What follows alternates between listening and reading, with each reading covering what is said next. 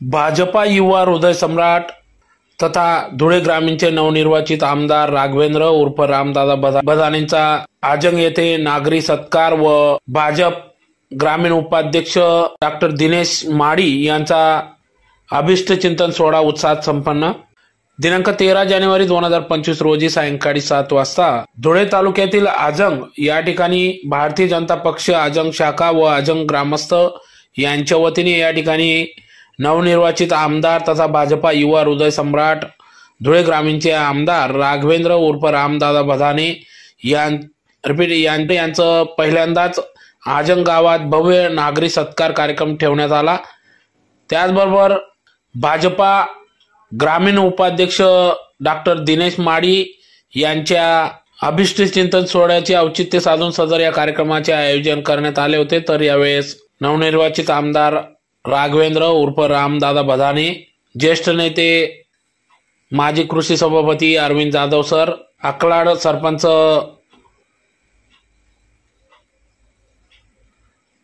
अजय शेठ, भाजपचे नेते माजी उपसभापती सकाराम पाटील, माजी उपसभापती विद्याधर पाटील सुडके, आर के बापू नेर, माजी सरपंच शंकर खलाने, अनिल गवडी, धुळे तालुक्यातील मुक्टी गटातील सर्वच आजी माजी पदाधिकारी, सरपंच, उपसरपंच, ग्रामपंचायत सदस्य, सामाजिक कार्यकर्ते यांच्या उपस्थितीत सदर नागरी सत्कार सोहळा या ठिकाणी पार पडला। तर यावेळेस आमदार राघवेंद्र बदाने यांनी सत्काराला उत्तर देत सांगितले की सदर जनतेने मला मोठ्या मताधिक्याने निवडून दिल्याने हा आशीर्वाद मला दिला असून त्याचे उपकार मी कधी विसरणार नाही व त्याचबरोबर शेतकऱ्यांसाठी मी अहोरात्र या ठिकाणी विविध योजना आणणार असल्याचे देखील त्यांनी सांगितले। तर तत्कालीन आमदारांनी विकासाकडे लक्ष न देता भाजप पदाधिकाऱ्यांवर गुन्हे दाखल करण्याचा सपाटा लावला होता। असा रोष मी ठेवणार नसून सर्वांना सोबत घेऊन या ठिकाणी आपल्याला धुळे तालुक्याचा विकास करायचा असल्याचे त्यांनी सांगितले। तर त्याचबरोबर माजी आमदार दवा पाटील आजोबा यांच्या आशीर्वादाने व आपल्या सर्व जनतेच्या आशीर्वादाने, लाडक्या बहिणींच्या आशीर्वादाने मला या ठिकाणी जनतेने मोठ्या मताधिक्याने निवडून दिल्याने आभार देखील व्यक्त केले।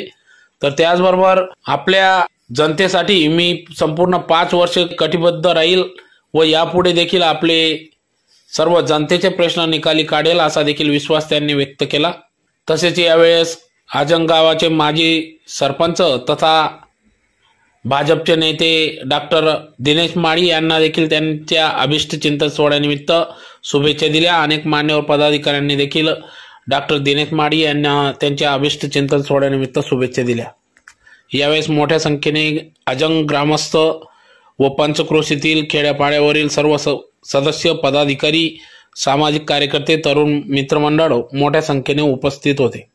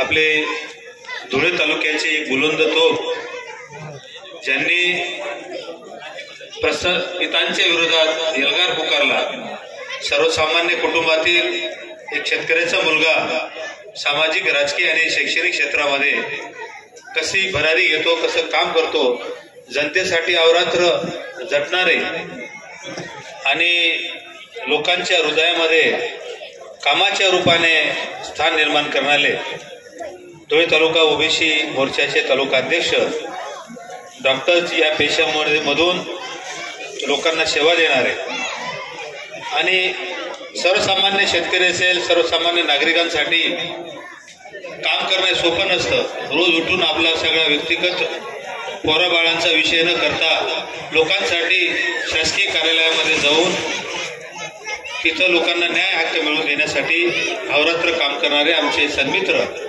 आदरणीय डॉक्टर दिनेश माळी यांच्या आज वाढदिवसानिमित्त मी त्यांना शुभेच्छा देतो. त्यांनी एक अभियान उचललं होतं की रामदादांना आमदार करायचं आहे आणि त्यांनी अहोरात्र परिश्रम करून वेळ देऊन रात्रपाठ करून रामदादांसाठी त्यांनी खूप मोठं असं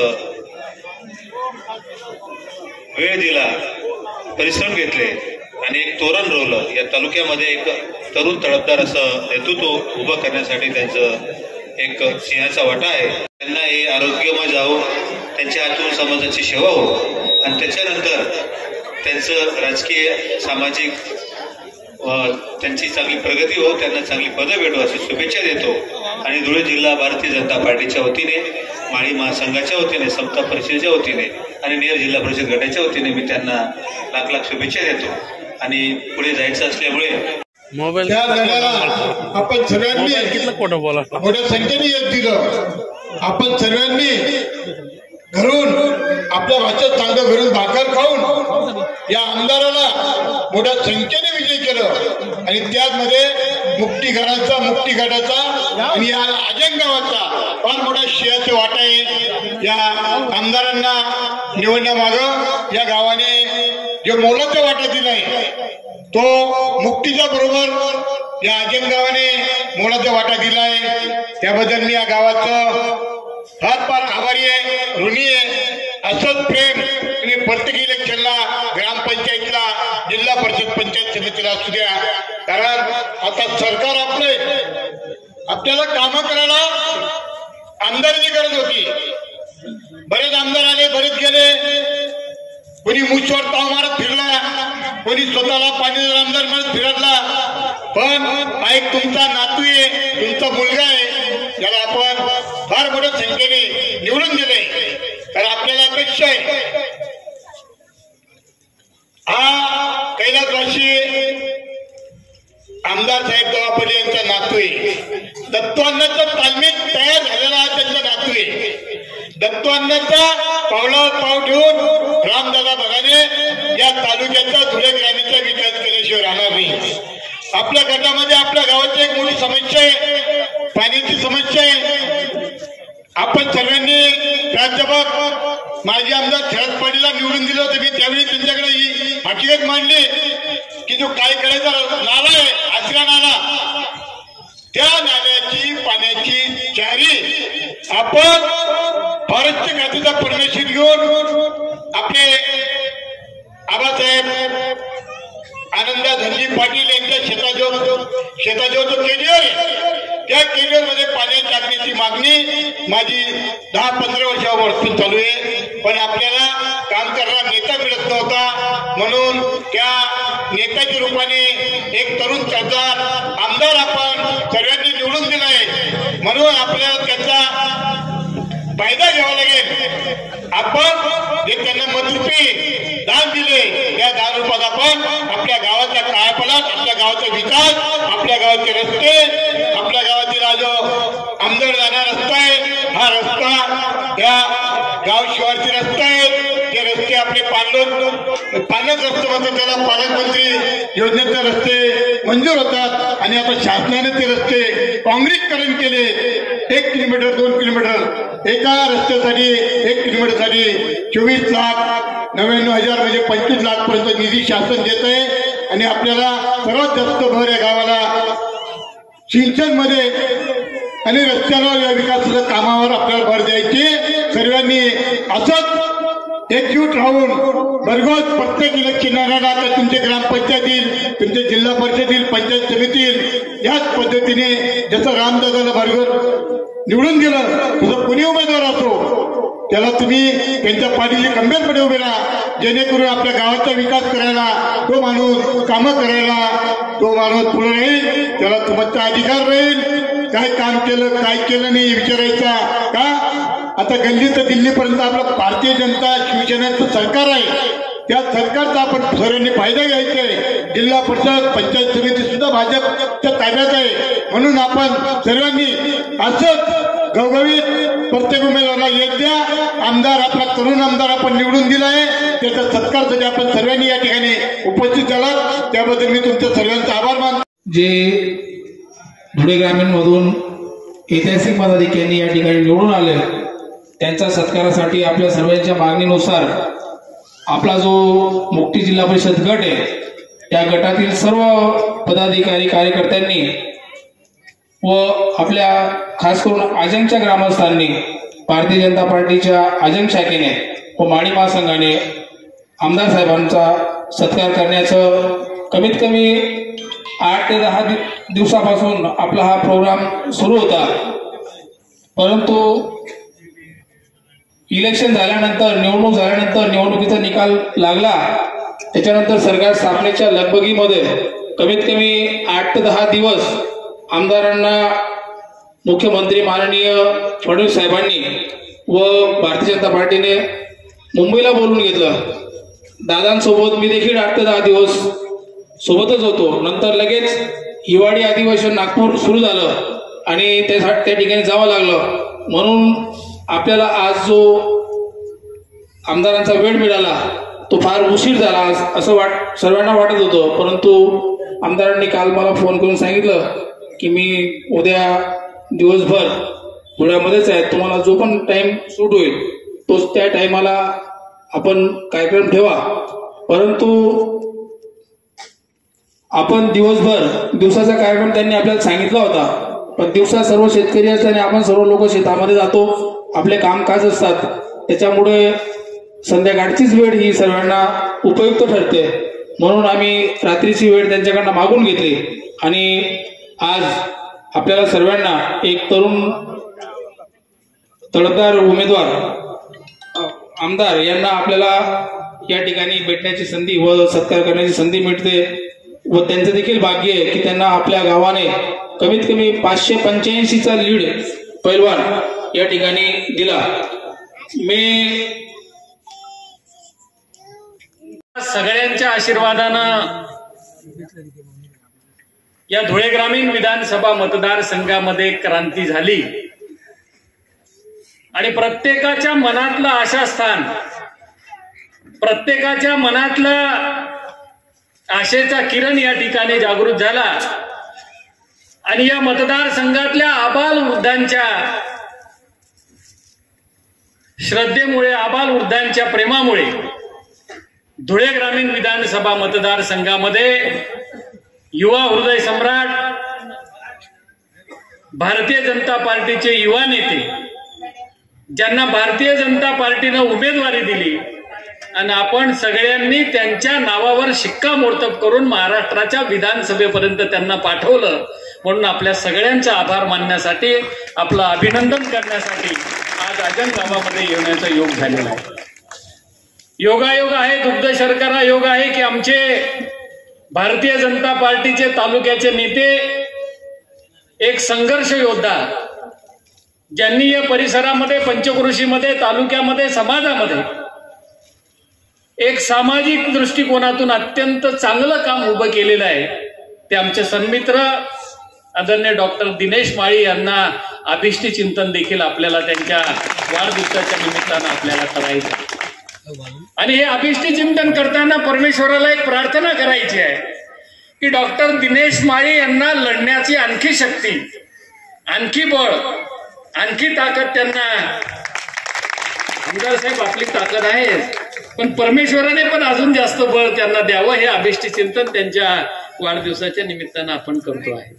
पिताला एखादा प्रस्थापिताला मुळासकट उपटून फेकणं हा विजय जो आहे ही इतकी सोपी गोष्ट नसते.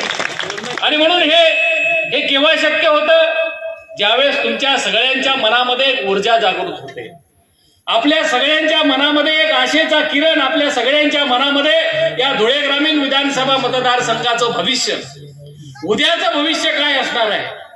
आणि मी रामदादांना सुरुवातीलाच म्हटलं होतं की रामदादा, हा सूर्याचा उदय आम्हाला 5 वर्षासाठी नकोय, येणाऱ्या 25 वर्षासाठी हा सूर्योदय या धुळे ग्रामीण विधानसभा मतदारसंघामध्ये होऊन प्रगतीच्या दिशेनं, विकासाच्या दिशेनं आपण वाटचाल केली पाहिजे. आदरणीय दिनेश माळी सारखे एक डेडिकेटेड कार्यकर्ते आहेत, आर के दादांसारखे, गोटू शेठ सारखे, भैयाजींसारखे सगळे, आपल्यासारखे सगळे अत्यंत ध्येयवादी अशा प्रकारचे कार्यकर्ते, अत्यंत देवदुर्लभ अशा प्रकारचे कार्यकर्ते, पदाधिकारी सगळ्यांच्या अथक परिश्रमातून आज सोनियाचा दिवस आलेला आहे. आणि 5 वर्ष ही ऊर्जा घेऊन महाराष्ट्राच्या विधानसभेमध्ये रामदादांना त्या ठिकाणी या धुळे ग्रामीण विधानसभा मतदारसंघाच्या तमाम प्रश्नांसाठी लढायचं आहे. लढण्याचं बळ आपल्याला त्यांना द्यायचं आहे. साठी पोखरा योजना आणा आणि माझ्या शेतकरी बांधवांना समृद्ध करण्याचं काम आपण करा. अशा प्रकारचं आता पोखरा तुम्हाला माहित नाही म्हणून टाळ्या कमी पडण्या, तो पोखरा सांगायला गणत टाइम लागे, पण डॉक्टर साहेब परवानगी देवत नाही. आणि त्याच्यामुळे ही योजना शेतकरी बांधवांसाठी लाभदायक आहे. तुम्हाला 90% सबसिडी त्याच्या माध्यमातून आपल्या सर्व योजनांच्या माध्यमातून येणार आहे. तो पहिला प्रश्न मांडला. आणि रामदादा, सुलवाडे जामफळ असेल, पाण्याचे प्रकल्प असतील, छोटे मोठे प्रकल्प असतील, साठवण बंधारे असतील, केटीवेअर असतील, नद्या जोड प्रकल्प असतील, नाले जोड प्रकल्प असतील, या सर्व प्रकल्पाच्या माध्यमातून, कारण या राज्याचे मुख्यमंत्री ज्यांना शेतकऱ्यांची खऱ्या अर्थानं शेतकऱ्यांच्या संदर्भातली भूमिका घेऊन जे राज्यामध्ये आपल्या सगळ्यांच्या आशीर्वादाने 237 आमदारांचं पाठबळ घेऊन त्या ठिकाणी बसले. आणि त्यांनी म्हटलं की शेतकऱ्याला जर सुजलाम सुफलाम करायचं असेल तर त्याच्या शेतीच्या बांधावर पाणी गेलं पाहिजे, त्याच्याशिवाय माझा शेतकरी राजा हा सुजलाम सुफलाम होणार नाही. या ही संकल्पना घेऊन पाणी अडवा पाणी जिरवा जलयुक्त अभियान याच्यासारखे कार्यक्रम राबवत असतानाच शिवार रस्ते, पानन रस्ते हा अत्यंत जिव्हाळ्याचा प्रश्न आहे, तो सुद्धा मार्गी लावण्यासाठी आपल्या मनाची तयारी असली पाहिजे. या धुळे ग्रामीण विधानसभा मतदारसंघातल्या निवडणुकीच्या नंतर फार अशी कमी गाव आहेत की अजून मला भेट देता आली. पण या मायबाप जनतेने, धुळे तालुक्यातल्या जनतेने एवढं प्रेम दिलंय की त्या प्रेमाचं ओझं सुद्धा माझ्या खांद्यावर आहे. आणि म्हणून चांगलं नियोजन आपल्या माध्यमातून या तालुक्यातल्या जनतेच्या विकासासाठी झालं पाहिजे.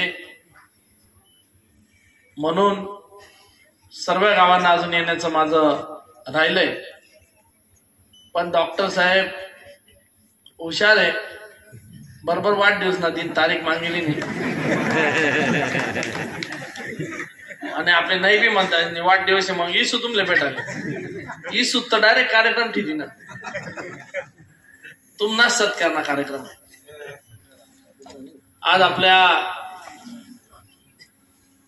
या कार्यक्रमाच्या निमित्ताने माझा नागरी सत्काराचा कार्यक्रमाचं आयोजन आपण सगळ्यांनी केलं. भारतीय जनता पार्टीचे तालुक्याचे उपाध्यक्ष दिनेश माळी यांच्या अभिष्ट चिंतन सोहळ्याच्या निमित्ताने 2 कार्यक्रम एकत्रित असल्याने व्यासपीठावर आताच ज्यांचं मनोगत झालं ते भारतीय जनता पार्टीचे जिल्ह्याचे उपाध्यक्ष, माजी जिल्हा परिषद अध्यक्ष आदरणीय आप्पासाहेब अरविंदजी जाधव, त्यांच्यासोबत उपस्थित असलेले माजी उपसभापती आदरणीय भैयासाहेब पाटील खोरदड, दुसरे माजी उपसभापती गरताडचे सकाराम पाटील, बोरवीरचे अनिलजी गवळी. आणि 1,70,000 मतं आजपर्यंत कुठल्याही आमदाराला त्यांचे आजोबा दवा अण्णा पाटील स्वर्गवासी यांना देखील तेवढं मताधिक्य मिळालं नाही. इतकं मत आपण दिलं, प्रेम दिलं. मी त्यामुळे आपल्या गावाच्या वतीने, आपल्या पंचक्रोशीच्या वतीने सर्वांची इच्छा होती की प्रत्येक जण मला म्हणायचे, दादा अस्ती कचेरी गावात तुम्ही काय खेळात गेले नाही, काश्मीरला गेले नाही, आजिंगला गेले नाही, आंबोड्याला गेले नाही, नंदाळ्याला गेले नाही, तरी पण तुम्हाला लोकांनी इतकं प्रेम दिलं, तर कमीत कमी आमदार झाल्यानंतर तरी आमच्या गावात यावं अशी प्रत्येकाची इच्छा असते. आणि मी तुमच्या थोडा जास्त जवळ असल्यामुळे मला जास्त लोक त्रास देतात आणि तुम्हाला विनंती असेल की आपण याच्या पुढे कमीत कमी 15-20 मिनिट का असे ना तर कार्यकर्त्यांना फोन करून एका ठिकाणी बोलवा आणि प्रत्येक गावात जावं अशी माझी विनंती आपल्याला आहे. आता आपण त्यांची आतुरतेने वाट पाहत होतो. पण मी विधानसभेचा विजय मिळवल्याच्या नंतर पहिल्यांदाच आपल्या आजन गावामध्ये आलोय, म्हणून आपल्या सगळ्यांचं मनापासनं शत आभार इथं मी आपल्या सगळ्यांचं मानतो. या तालुक्यातल्या 4,10,000 लोकांचा आपला हा तालुका आहे. 4,10,000 लोकांमध्ये 2,86,000 की 1,70,000 मतदान आतापर्यंत कोणत्याच विधानसभेच्या आमदाराला पडलं नाही. एवढं मतदान या तालुक्यातल्या मायबाप जनतेने मानलं. आणि म्हणून या तालुक्यातला एक तरुण असेल, एक ज्येष्ठ मान्यवर असेल, माझे माय माऊली, माझ्या माता भगिनी असतील, माझ्या आजीच्या वयाच्या, आईच्या वयाच्या सगळ्या महिला मंडळी असतील, आमच्या लाडक्या बहिणी असतील, या सगळ्यांनी मोठ्या प्रमाणावर घरामधलं बाहेर येऊन मतदान केलं. आणि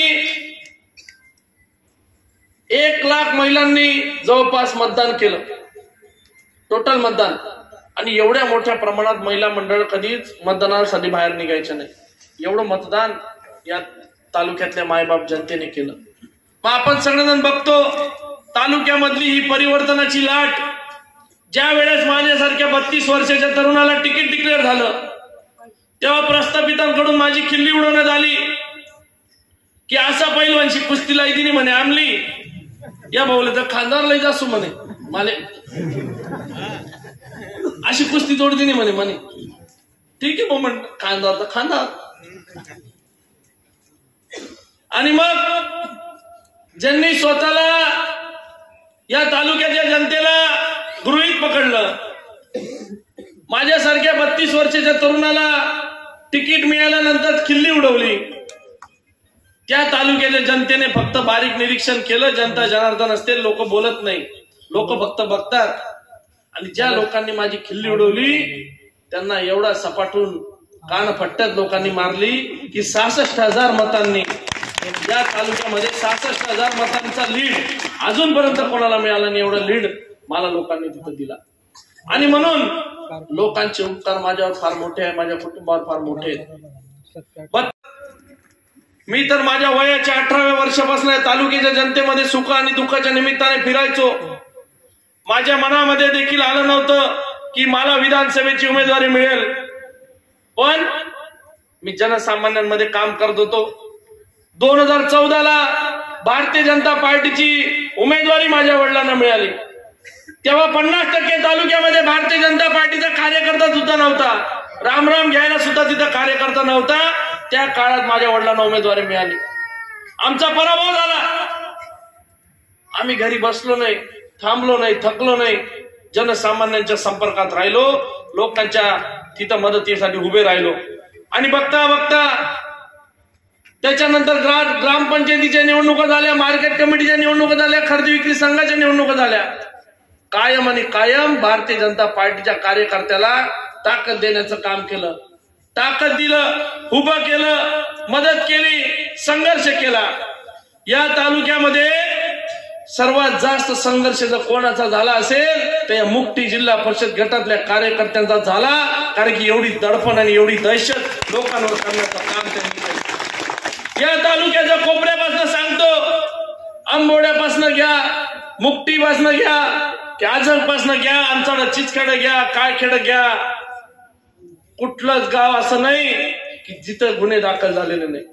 प्रत्येक ठिकाणी पोलीस स्टेशनचा वापर झाला, प्रत्येक ठिकाणी खालच्या पातळीचं राजकारण झालं, प्रत्येक ठिकाणी या कार्यकर्त्यांना त्यांच्या घरामध्ये जाऊन त्यांना मूळ सकट संपुष्ट नष्ट करण्याचं काम करत होते.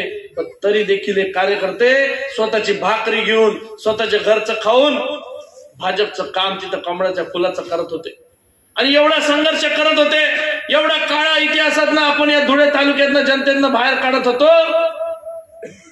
आता तर सत्ता आपली आहे, वरती पण आपली आहे, केंद्रात पण आपली आहे, राज्यात पण आपली आहे आणि जिल्ह्यात पण आपली आहे आणि तुमच्या सगळ्यांच्या आशीर्वादाने आमदार पण आपला आहे. पण मी तुम्हाला सांगतो, आपल्याला कधीच कोणाला अन्याय करायला आवडलं नाही. किती देखील सत्ता आपल्याला परमेश्वराने दिली तर त्या सत्तेचा उत्माद आपल्याकडनं कधी होणार नाही. त्या सत्तेचा धर्माचा माणूस राहो, त्याच्यावर अन्याय आपल्या हातून होणार नाही ही परमेश्वराच्या चरणी आपण प्रार्थना करत राहतो. आणि मग लोकांनी यांना धडा शिकवला. माझे आजोबा कैलासवासी अण्णासाहेब, ज्यांच्याकडे बघून मी राजकारणामध्ये आलो, एका शेतकऱ्याच्या कुटुंबामध्ये जन्म घेऊन, शेतकऱ्याच्या कुटुंबामध्ये जन्म घेतल्याच्या नंतर गावाच्या सरपंच पदापासनं पंचायत समितीचं सभापती पद, मार्केट कमिटीचं चेअरमन पद, जिल्हा परिषदचं अध्यक्ष पद आणि त्याच्यानंतर 20-20 वर्ष अपक्ष आमदार माझ्या आजोबांना तालुक्याची जनतेने केलं. एखादा ग्रामपंचायतचा सदस्य उभा राहिला तर ग्रामपंचायतला सुद्धा अपक्ष निवडून लोक देत नाही, कारण की पॅनल टू पॅनल मतदान चालस. एकदा नाही, दोनदा नाही, 3-3 वेळेस माझ्या आजोबांना लोकांनी अपक्ष आमदार केलं. मग आम्हाला कुटुंबामध्ये संस्कार पडले की या तालुक्यातला जनतेतला माणूस जेव्हा धुळ्यामध्ये तहसील कार्यालयामध्ये येतो, धुळ्यामध्ये मार्केट कमिटीमध्ये येतो, धुळ्यामध्ये पंचायत समितीमध्ये येतो, कुठल्या ना कुठल्या कारणास्तव धुळ्यामध्ये येतो, स्वतःचं डिझेल पेट्रोल पाणी खर्च करून येतो, स्वतःचे 100-150 रुपये रोजंदारी बुडवून येतो, 100-150 रुपयाचं पेट्रोल टाकतो, 400-500 रुपये रोजंदारीचे त्याचे बुडतात. पण तो तिथे आल्याच्या नंतर कोणत्याच कार्यालयामध्ये त्याचं काम होत नाही, तेव्हा त्याची जो तडतडा, तेव्हा त्याची जी हाय तिथं निघते, ती हाय समोरच्या लोकांना तिथं लागली. कुठल्याही प्रकारची सोयी सुविधा, कुठल्याही प्रकारच्या लोकांना उपलब्धता कोणत्या कार्यालयातल्या लोकांचं तिथं काम होत नाही. एखाद्या बँकेमध्ये गेलं तरी 2-2, 3-3 दिवस तिथं चक्रा खेप्या तिथं मारावं लागतात. पण त्या बँकेचा अधिकारी सुद्धा ढुकून ग्रामीण भागातल्या आमच्या फाटेल तुटेल मडकटेल आमच्या गरीब शेतकऱ्याकडे बघत नाही. आणि मग मी तालुक्याच्या जनतेच्या राजकारणामध्ये जेव्हा आलो तेव्हा माझ्या मनामध्ये ही कळकळ सुटली की या तालुक्याचा जनतेतला मुलगा किंवा माणूस जेव्हा धुळ्यामध्ये येतो त्याला सोयी सुविधा उपलब्ध झाल्या पाहिजे, आपल्या नावावर त्याच्याकडे काम झालं पाहिजे, कार्यालयामध्ये गेल्यावर त्याला सन्मानाची वागणूक मिळाली पाहिजे, बसून त्याला चहा पाणी विचारलं पाहिजे, तुझं काय काम आहे, तू कशासाठी आलाय बाबा, त्याला बसून विचारलं गेलं पाहिजे. एवढा तरी दबदबा तुमचा आमदार या धुळ्यामध्ये ठेवेल हा शब्द मी तुम्हाला व्यासपीठाच्या माध्यमातून दुःख आहे ना, मला करणं माहिती शब्द. आणि मग यांच्यासाठी लाडकी माय योजना आली पाहिजे. मुख्यमंत्र्यांचे सांगतो आम्ही कितल्या ग्राही झाले, त्यात तिसरी भीती टाका, असं काय करणार तुम्ही, आम्ही सांगतो तुम्हाला, मी काळजी नका करू. आणि म्हणून येणाऱ्या काळामध्ये या आमच्या ज्येष्ठ, आमच्या आजीच्या वयाच्या 65 वर्षाच्या वरच्या महिला ज्या लाडक्या बहिणीमध्ये वगळल्या गेल्या आहेत त्यांना देखील सामावून घेण्यासाठी आम्ही पाठपुरावा करू. शब्द निदेश मी तुम्ही मला विचार. आणि म्हणून पाठपुरावा तुमचं करू, तुमची भावना आम्ही मुख्यमंत्र्यापर्यंत पोहोचू की 65 वर्षाच्या वर छोट्याशा कमी क्वांटिटीमध्ये, कमी संख्येमध्ये महिला राहिल्या आहेत त्यांना सुद्धा त्याच्यामध्ये समाविष्ट करा. आणि मग याच्या काळात बघा की शेतकऱ्याचं होतंय, कृषी क्षेत्रातलं होतंय, मोठ्या प्रमाणावर मुंबई दिल्ली इंडस्ट्रियल कॉरिडॉर आपल्या इथं जातोय, नगाव ते धुळे ते नरडाणा हा पॅच त्या 2 नंबर फेज मध्ये येणार आहे. आणि मोठ्या प्रमाणावर रेल्वे आपल्याकडे मंजूर झाली आहे. तुमच्याकडं बोरवीर ते नरडाणा तुमच्या इथनं रेल्वे जाते. सुभाष बाबा भामरेंनी सुलवाडे जामफळ कनोलीची योजना केली, ती सुद्धा आपल्या गावावरच जाते. आणि म्हणून सिंचनाचा सुद्धा प्रश्न आपल्याला तिथनं सोडायचा आहे, कारण की वेल्लांना कुंडाण्याच्या धरणामध्ये तिथं पाणी पडणार आहे. ते पाणी जर पडलं तर ते अंचाळ्याकडे येईल, तिथनं ते पाणी इकडं काय खेड्याकडे पण जाईल, तिकडं खाली चीच खेड्याकडे पण येईल. आणि मग मुक्तीवरनं तुम्हाच कडे येईल, ते काळजी का करा. आणि मग इकडे पण येईल. त्याच्यासाठी आपण प्रयत्न करतोय. पण आपण सगळेजण बघा, हे प्रयत्न आज आपण करतोय, आपल्या सगळ्यांना नवीन तुम्ही नेतृत्व दिल्यामुळे आपल्याला हे प्रेम दिल्यामुळं आपण हे प्रयत्न याच्या पुढच्या काळात करतोय. पण हे प्रयत्न करत असताना आपण मागचा इतिहास जर बघितला, या आजंग शिवारामध्ये एक सूतगिरणी होती. काय झाली तिची अवस्था, लिक्विडेशन मध्ये काढून स्वतःच्या लोकांना ते स्वतःचं टेंडर, किती एकर जमीन आहे, किती आहे, आणि 50-60 एकरचं काय जमीन मला माहित नाही, त्या सुतगिरणीला लिलावात काढलेले तुम्हाला माहिती आहे का? तिचा लिलाव चालू झालेला आहे, तिच्या लिक्विडेटर बसवलेला आहे, आणि लिक्विडेटर बसून स्वतःच्या लोकांना तिथे कंपनी करायची आणि त्या कंपनीमधनच तिला विकत घ्यायचं, म्हणजे तिचा पण प्रायव्हेटायझेशन चालू आहे. जसं ते बारामतीकडे झालं होतं ना प्रायव्हेटायझेशन, तसंच प्रायव्हेटायझेशन इथं करण्याचा त्यांचा मानस तिथं चालू आहे. आणि म्हणून मी तुम्हाला सगळ्यांना सांगतो, त्या प्रायव्हेटायझेशनला आपल्याला येणाऱ्या काळात आळा बसवायचा आहे. या तालुक्यातल्या जनतेच्या जीवावर ज्यांनी अनेक वर्ष सत्ता भोगल्या, त्यांनी सत्ता भोगल्या, पण सत्ता भोगत फक्त रोजगाराचं आश्वासन आपल्याला सगळ्यांना दिलं, पण रोजगार स्वतःला दाखवू शकले नाही. आणि म्हणून या तालुक्याच्या जनतेच्यासाठी रोजगाराचा चांगला प्रश्न आपल्याला सोडवता येईल का, याच्यासाठीचा प्रयत्न आपण तिथं करतोय. आणि म्हणून मी आपल्या सगळ्यांना नम्र विनंती करतो, तुम्ही आपण सगळ्यांनी जो नम्र आपल्याला आशीर्वाद दिलेला आहे, तो आशीर्वाद आम्ही नम्रपणे स्वीकारतो. आणि त्या आशीर्वादाच्या बळाने येणाऱ्या काळामध्ये 5 वर्ष या तालुक्यातल्या जेवढ्या शिव असतील तुम्ही सांगा, तेवढ्या शिवचे रस्ते करण्यासाठी ज्या ज्या तालुक्याची संमती, ज्या ज्या शिवची संमती असेल, रस्ते आपण पूर्ण करू. कारण की आपण तरी एवढं भरभर मतदान टाकलंय, मग तुमचे उपकार माझ्या खांद्यावर आहे, माझ्या डोक्यावर आहे, आणि ते उपकाराची परतफेड 5 वर्षामध्ये करू.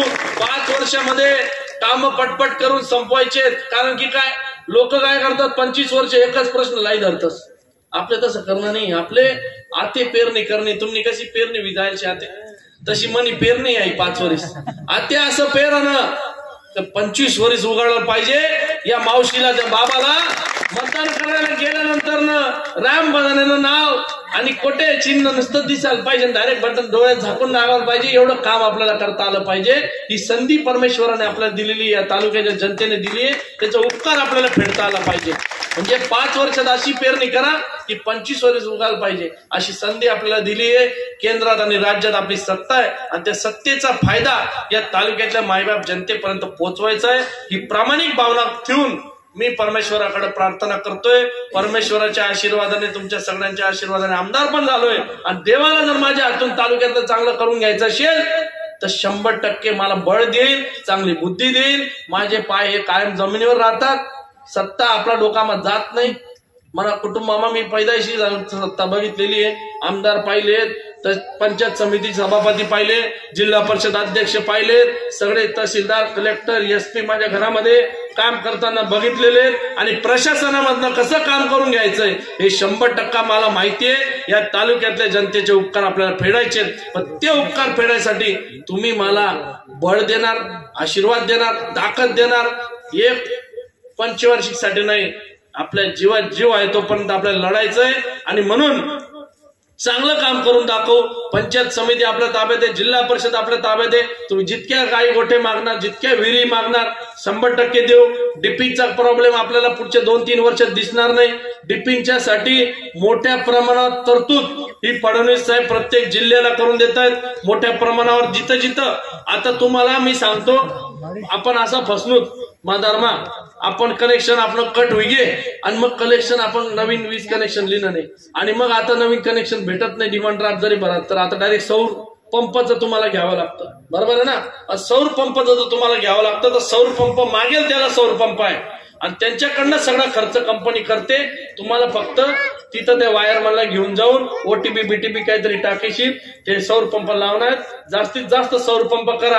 मी तुम्हाला शब्द देतो, 2-3 वर्षामध्ये या तालुक्यामध्ये दिवसा 12 तास वीज ही कशी या शेतकऱ्यांना उपलब्ध होईल. ज्या शेतामध्ये गेल्यानंतर या माय मावल्यांना आपला मुलगा, आपला नवरा हा शेतामध्ये गेला, त्यांच्या मनामध्ये काळजी असते, कारण की रात्रीच्या दिवशी त्यांना जावं लागतं, रात्रीचं पाठ त्यांना करावं लागतं. म्हणून अनेक वर्षाची मागणी होती.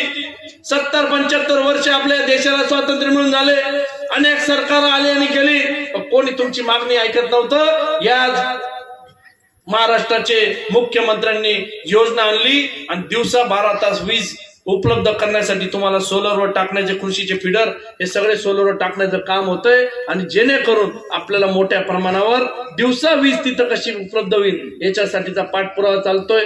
आणि मग तो पाठपुरावा झाला मग दिवसा वावर वीज आहे, मग तुम्ही काय जास्त धुवाली येवत नाही ना, बरोबर आहे ना, काही जास्त येवत नाही तुम्ही. आणि म्हणीन मग तुम्ही धुवाली येवा लोक म्हणीन नाही वीज करेन बरं का मी, तुम्ही म्हणशात असं आहे. 100% तुम्हाला दिवसा 12 तास वीज उपलब्ध करण्यासाठी आम्ही तिथं काम करतोय. मागच्या काळामध्ये पश्चिम महाराष्ट्राला दुधाचं अनुदान मिळालं. पहिले 3 रुपये लिटरला अनुदान मिळालं, नंतर 5 रुपये लिटरला अनुदान मिळालं. मग धुळे ग्रामीणला का नाही मिळालं? कोण जबाबदार आहे मागच्या काळामध्ये अनुदान मिळवण्यासाठी? कारण की यांनी दूध संघ बंद पाडून टाकले. यांनी आपण जे दूध संघ, आपण जे महाराष्ट्राच्या खात्यामध्ये दूध संघाच्या खात्यामध्ये आपण दूध घालायचो, ती दूध डेअरी राहिली नाही, ती अस्तित्वातच राहिली नाही. आपला रेकॉर्डच महाराष्ट्राकडे जात नाही. आणि म्हणून आपण दूध इकी आणत कोणले? सुरतले, गुजरातले दिन आणत ना. आणि म्हणून आपल्याला 5 रुपये अनुदान हे लिटर मागे मिळत होतं, ते सुद्धा आपल्याला मिळालं नाही. मग पीक विमा मिळाला नाही, दुधाचं अनुदान मिळालं नाही, कुठल्याही प्रकारचा लाभ मिळाला नाही. मालेगाव तालुक्याला दादा भुसे साहेबांनी पोखरा योजना टाकून घेतली, जळगाव जिल्ह्यामध्ये पोखरा योजना टाकून घेतली. आणि म्हणून येणाऱ्या काळामध्ये पोखरा योजनेमध्ये कृषी दादासाहेब नानासाहेब देशमुख कृषी संजीवनी योजनेमध्ये कसं आपलं तालुका समाविष्ट होईल याच्यासाठीचा प्रयत्न आमचा चालू आहे. आणि एकदा जर तालुका समाविष्ट झाला तर 5 ते 6 वर्ष ती योजना चालते. आप्पासाहेब एकदाच टाकायचा राहत, 5-6 वर्ष फ्लॅगशिप प्रोग्राम आहे. किती पण ताडपत्रे मागा, किती पण मोटरी मागा, किती पण ठिबक मागा, किती पण पॉली हाऊस मागा, 100% अनुदान आपल्याला तिथं 100 का 95% असे 90% अनुदान आहे. आणि जास्तीत जास्त टक्के अनुदान म्हणजे आपल्याला कमी पैसे घालावं लागतात. नाहीतर ST SC लोकांना आपल्याला 100%चं अनुदान असतं, पण ओबीसी लोकांना नसतं. म्हणून ओबीसी लोकांना पोखरा योजनेमध्ये जास्तीत जास्त अनुदान तिथं घेता येतं आणि शेतकऱ्यांना त्यांच्या पायावर सक्षम उभं राहता येतं. अशी योजना होती, पण त्या योजनेचा पाठपुरावा अनेक वर्ष कोणी केला नाही. फक्त केला काय यांनी? फक्त गुन्हे दाखल करायचे. कोण मातलं, कोण भाजपमध्ये फिरतंय, कोण कोणा गाडीवर फिरी राहिलं, त्याच्यावर गुन्हा दाखल करा. त्याला उचलीचं ठी द्या, त्याला उचली लई जा, याला ठोकी द्या, 2-4 दिन ठोकानं, 2-4 दिन जामीन. हा बिचारा डॉक्टर किती जेलमध्ये गेला, मला सोडायला जावं लागायचं. आणि म्हणून असा जो संघर्षातला कार्यकर्ता आहे त्याच्यासाठी मला इथं यावं लागतं. आमच्या आंबोड्याचे लोक बसलेत, त्यांना कितीदा पोलीस स्टेशनचं तोंड बघावं लागतं. त्यांना ना पोलीस स्टेशन होतं, ना वकिलाला लावायला वकिलाची फी होती. या तालुक्यामध्ये आम्ही जो संघर्ष पाहिला तो कोणीच पाहिला नाही. अशा संघर्षाच्या काळामध्ये आम्ही या तालुक्यातल्या जनतेला बाहेर काढलंय. आणि म्हणून जाग्यात त्याचे लोक बी इसरी झाले जाते, कोणा तोंडवर बी नाव नाही. आणि म्हणून मग तुम्ही असं काम करू शकले नाही की लोकांची आठवण राहायला पाहिजे. आपल्याला असं काम करायचंय की लोकांना बेंबीच्या देठापासून रामबदानेची कळकळ आणि प्रेम वाटलं पाहिजे. खोटं प्रेम नाही, खरं प्रेम लोकांना आपल्याला वाटलं पाहिजे. असं काम आपल्याला करायचंय. मोठ्या प्रमाणावर घरकुलची योजना आता राबवली जाते. मागेल त्याला घरकुल मिळणार आहे. मोठ्या प्रमाणात आदिवासी समाजाचे लोक इथं उपस्थित आहेत, त्यांना देखील मागेल त्याला घरकुल. ठक्कर बाप्पाच्या शबरीचं घरकुल, शबरी मातेचं तिथून भेटणारे, रमाई मातेचं घरकुल मोठ्या प्रमाणात भेटले. मागे त्याला रमाई मातेचं घरकुल भेटलं, त्यांचं 0-0 झालं. पण ओबीसी लोक घरकुलमध्ये वंचित राहिले. म्हणून पंतप्रधान आवास योजना महाराष्ट्रामध्ये अनेक घरकुलं तिथं मंजूर झाली. आणि त्या घरकुलाच्या माध्यमातून येणाऱ्या काळामध्ये घरकुल भेटणारे. पण ग्रामपंचायती आपल्या ताब्यात नाही, ग्रामपंचायतीवाला कागद देत नाही, 7-12 देत नाही. बरोबर शे ना? का मी मुंबई दिल्लीने गप्पा मारा? आणि म्हणून ऐकले तुम्ही, पंचायत समिती आपल्या ताब्यात आहे, जिल्हा परिषद आपल्या ताब्यात आहे. मी ऐकली आतापर्यंत ऐकली ना मी, पण अजून रामबदाने कोणलेच माहिती नव्हतं, इलेक्शनलेच माहिती पडणार म्हणजे तेचले. पण मी त्यांना या व्यासपीठाच्या माध्यमातून सांगतो, आम्ही तालुक्यातल्या ग्रामसेवकांची रेकॉर्ड करले, ऐकले त्यासले मी. तालुक्यातल्या सगळ्या ग्रामसेवकांना, बीडीओला, सीओला सांगितलंय, व्यक्तिगत लाभामध्ये कोणतीच कोणाचा कागद थांबवू शकत नाही. थांबू शकतो का? व्यक्तिगत ज्याला लाभ पाहिजे, ज्याला विहीर पाहिजे, ज्याला गोठा पाहिजे, कोणी कोणा घरतीन 1 एकर तीन काढी दी राहिलं का? आपले मी मला घरतीन दी राहिलो का? सरकार दी राहिलं. पण तुम्ही कोण आले अडवणारे? तुम्ही या मायबाप जनतेला अडवणारे कोण? म्हणून ज्या लोकांना कागद पाहिजे, कागद लगेच देऊन दिला पाहिजे. भेटो नाही भेटो त्याला कर्मधर्म नशीब ना प्रश्न. पण जर आपण ते कागद अडवतो तर कागद अडवल्यानंतर त्याची आई, त्याचे वडील, त्याची भाऊ, त्याची बहीण, त्याची सूनबाई इतके लोक एका कागदामुळे अडतात. एक कागद अडवला तर इतक्या लोकांचं संसाराचं ते अडवून ठेवतात. आणि म्हणून त्यांना देखील मी सांगतो की या विकृत मानसिकतेतनं निघा. आता इथला मोठा झटका 66,000 लोकेशनी, इथला मोठा 66,000 तीन दिदी ना तुमले अगो बाकी वितर मग कागद आमले काय शे. आम्ही तर नुसतं सांगतो लया भो कागद, पण नुसतं राजकारण करायला आलो नाही. तर या तालुक्यातला ग्रामसेवक असेल तो तिथं कोणी ग्रामपंचायतीतले लोक असतील, आम्ही त्यांना देखील समजावून सांगू की या योजनेचा फायदा लोकांपर्यंत होऊ द्या. आता पहिले 1,90,000ची विहीर होती, त्यानंतर 2,90,000ची विहीर झाली, नंतर 3,90,000 विहीर, आता 4,90,000 विहीर झाले, 5 लाख विहीर झाले. हा मग काही आवरावत नाही, मग काय मागचे जाते डायरेक्ट 5 लाखल्या. आणि म्हणून तुम्हाला सगळ्यांना सांगतो एवढी मोठ्या प्रमाणात विहिरीचं आहे, पण ते अनुदान आपल्यापर्यंत पोहोचत नाही. आणि तुमनं गावावर तर ब्या तसंच लोक ग्रामसेवक बी ब्यास सेवाले, इंजिनियर बी ब्यास, कोणी गावाला नावावर देश नाही, अजून जाऊ नको अजून पाणी जाणं पाणी. अशी प्रतिमा आपली तालुक्यातनं झाली नाही पाहिजे. आपल्याला ती बदलावी लागेल. कुठलाही सत्ता असो, कोणत्याही पक्षाची असो, ती तालुक्यातल्या मायबाप जनतेच्या भल्यासाठी राबवली गेली पाहिजे. आणि ते भलं हे कोणाला जर वाटत असेल मी मला बापना घरती कर, कोणी कोणा घरती करस का. काल दिन राम बदाने फक्त माध्यम आहे, राम बदाने सुद्धा माध्यम आहे, तो जोडून देणारा आहे. आणि जोडून देणाऱ्या माणसाला जर वाटायला लागलं मी खरेदी राहिनो, या अहंकारामध्ये कधी कोणी जायला नाही पाहिजे. आपले पाय हे जमिनीवर राहायला पाहिजे. आपल्या साधू संतांची शिकवण आहे, त्या साधू संतांनी आपल्याला जी शिकवण दिली. इथं हरिभक्त पारायण डॉक्टर बसलेले आहेत नवलनगरचे. काय होईल तुम्हाला पाहिले, तुम्ही चांगला भांडारा बिंडारा खाऊघाला घडी आजारी पडेल थंडीनं काही गडबड होऊ शकत. लवकर जेवण पिऊन ठेवा तुम्ही आंबोडाना गणपती. आणि म्हणून मोठ्या प्रमाणावर या मायबाप जनतेचं आपण बघितलं की तुम्ही आपण रस्ता, गटार, पाणी हा तर विकास आहे, शेतीचा विकास हा तर शेतीचा विकास आहे, पण माणूस त्याच्या घरामध्ये उभा राहायला पाहिजे. याच्यासाठी हिंदुत्वाचा विचार घेऊन आपण सगळेजण आलो. आणि त्या हिंदुत्वाचा विचार आपल्याला या विधानसभेमध्ये पोहोचवून गेला. या माझ्या मायबाप जनतेच्या मुलं असतील, मुली असतील, त्यांनी तो विचार मनामध्ये ठेवला की आपली येणारी पिढी, आपले मुलं, आपले मुली, आपले नातू, आपले पंतू येणाऱ्या काळामध्ये आपल्याला प्रश्न विचारतील की काय बघून तुम्ही मतदान केलं. म्हणून लोकसेवेला आणि विधानसभेला त्यांनी हिंदुत्वाचा भगवा बघितला आणि तो भगवा बघून त्यांनी सगळ्यांनी मतदान केलं. हा सुद्धा अभिमान आम्हाला सगळ्या तरुणांना आहे. आणि हा भगवा तुम्ही बघितला, प्रभू श्रीरामचंद्रांचा भगवा विचार, हा विचार या मायबाप जनतेने बघितला. आज पण एक माय माऊली तिच्या घराच्या बाहेर तुळशीचं वृंदावन आहे. एक माय माऊली संध्याकाळी 7चा दिवा लावते. शुभम करती कल्याण आरोग्य धन संपदा शत्रुबुद्धी विनाशाय ते पद्धती नमस्तुते. ती महिला, ती माय माऊली, ती मुलगी, त्या मुलीला तिची आई जेव्हा संस्कार टाकते की आपण हिंदू म्हणून जन्मास आलेलो आहे आणि हिंदू म्हणून मानणार आहे, आपली भाऊबंदकी, आपला समाज, आपली चालीरीती, आपली परंपरा, आपले पूर्वज, आपल्या बापजात्याने आपल्याला जे शिकवलं ते पुढे नेण्याची परंपरा ही आपल्याला आपल्या पूर्वजांनी दिलेलं आहे. रस्ता, गटार, पाणी म्हणजे नुसता गावाचा विकास नाही, बौद्धिक विकास बी झाला पाहिजे, शारीरिक विकास बी झाला पाहिजे, मानसिक विकास झाला पाहिजे. आपल्या मुला मुलींना शिकवण पण दिलं पाहिजे. नाही तर मोबाईलच्या जमान्यामध्ये कोणता मंत्र नाही, कोणतं देवघर नाही, पण अजून पण ग्रामीण भागामध्ये ते टिकलेलं आहे, शहरामध्ये ते लुप्त होत चाललं. म्हणून आपली ग्रामीणची संस्कृती टिकलेली, भंडारा टिकलाय, हरिनाम सप्ताह टिकलाय आणि मोठ्या प्रमाणावर तुमचा नाम सप्ताहाचा कार्यक्रम होतो, श्रीमद भागवत कथाचा कार्यक्रम होतो, रामकथेचा कार्यक्रम होतो. मागच्या काळामध्ये आपण पंडित प्रदीप मिश्रांचा कार्यक्रम झाला होता. सगळ्या महिलांना गाड्या करून तिथं धुळ्याला नेलं होतं का नाही. आणि मोठ्या प्रमाणात सगळ्या महिलांना तिथं लाभ दिला. त्याच्यामध्ये कोणता गट, तट, पक्ष, जात, धर्म आपण आणला नाही.